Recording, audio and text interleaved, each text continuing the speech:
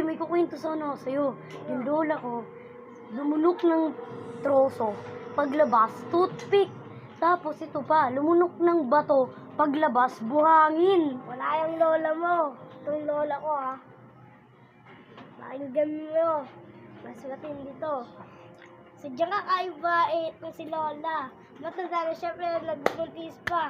Ang betaas siya pero makadalaga siya. Apatasig sa lahat ng lola.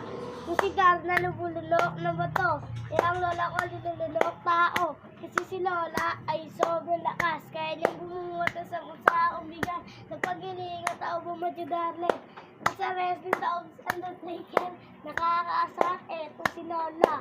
Mag-isa na siya pero tumatawa. Nagsasalita nang walang kausap. At kung sino-sino ang pinakanaw. Ah, magaling. Eto din naman ang lola ko. Wala yung lola mo. Mahina. Okay. Sa tuwing ko yung ang lola ko, sa tuwing kumukulog, tuwing umali, sumasabit sa jeep. Ang aso, kaya niyang kainin.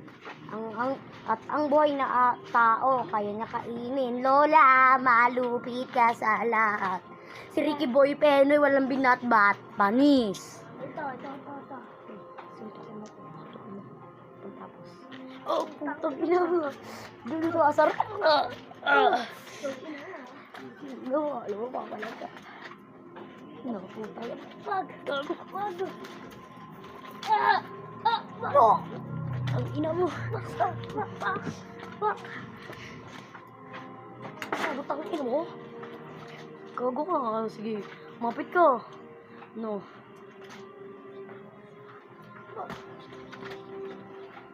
Ay, ang ina mo. Ang bungoy talaga. No, panapok ko. Panapok. Panapok. Ina mo. Namol tayo. Ika. Panapok. Panapok ko.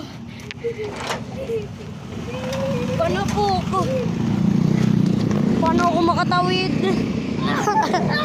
Ina mo. Nadapa.